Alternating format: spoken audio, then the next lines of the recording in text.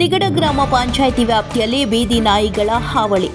ಚಿಕ್ಕಮಗಳೂರು ಜಿಲ್ಲೆ ತರೀಕೆರೆ ತಾಲೂಕು ತಿಗಡ ಗ್ರಾಮ ಪಂಚಾಯಿತಿಯ ಅನೇಕ ಗ್ರಾಮಗಳಲ್ಲಿ ಬೀದಿ ನಾಯಿಗಳ ಹಾವಳಿ ಮಿತಿ ಮೀರಿ ಹೋಗಿದ್ದು, ಈ ನಾಯಿಗಳ ಉಪಟಳದಿಂದ ಶಾಲಾ ವಿದ್ಯಾರ್ಥಿಗಳು ಮತ್ತು ಗ್ರಾಮಸ್ಥರುಗಳು ರೋಸಿ ಹೋಗಿದ್ದು, ರಸ್ತೆಗಳಲ್ಲಿ ನಡೆದಾಡುವವರನ್ನೆಲ್ಲ ಬೀದಿ ನಾಯಿಗಳು ಅಟ್ಟಾಡಿಸಿಕೊಂಡು ಹೋಗಿ ಕಚ್ಚಿ ಗಾಯಗೊಳಿಸಿ ಆಸ್ಪತ್ರೆಗೆ ದಾಖಲಾಗುವಂತೆ ಮಾಡುತ್ತಿವೆ ಎಂದು ಜೈಪುರ ಗ್ರಾಮಸ್ಥರು ಆರೋಪಿಸಿದ್ದಾರೆ.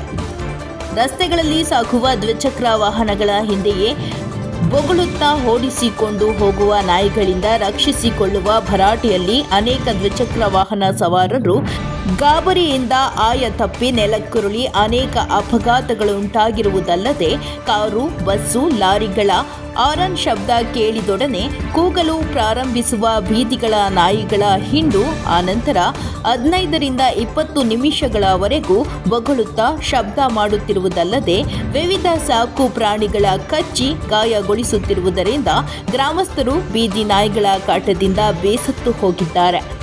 ತಿಗಡ ಗ್ರಾಮ ಪಂಚಾಯಿತಿ ವ್ಯಾಪ್ತಿಯ ಜೈಪುರ ಗ್ರಾಮದಲ್ಲಂತೂ ಬೀದಿ ನಾಯಿಗಳ ಸಂಖ್ಯೆ ವಿಪರೀತವಾಗಿದ್ದು, ಗ್ರಾಮ ಪಂಚಾಯಿತಿಯ ಜನಪ್ರತಿನಿಧಿಗಳು ಮತ್ತು ಪಂಚಾಯಿತಿ ಅಭಿವೃದ್ಧಿ ಅಧಿಕಾರಿಗಳು ಇತ್ತ ಗಮನ ಹರಿಸಿ ಬೀದಿ ನಾಯಿಗಳನ್ನು ಸ್ಥಳಾಂತರ ಮಾಡಬೇಕು, ಇಲ್ಲವೇ ಸಂತಾನಹರಣ ಚಿಕಿತ್ಸೆಯನ್ನಾದರೂ ಮಾಡಬೇಕೆಂದು ಗ್ರಾಮಸ್ಥರು ಮನವಿ ಮಾಡಿದ್ದಾರೆ.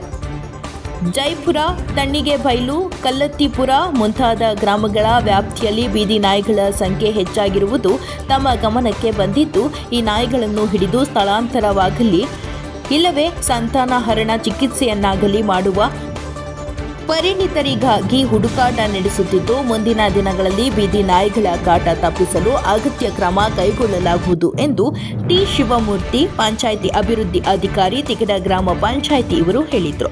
ವರದಿ ಪ್ರದೀಪ್ ಎಚ್, ತರೀಕೆರೆ.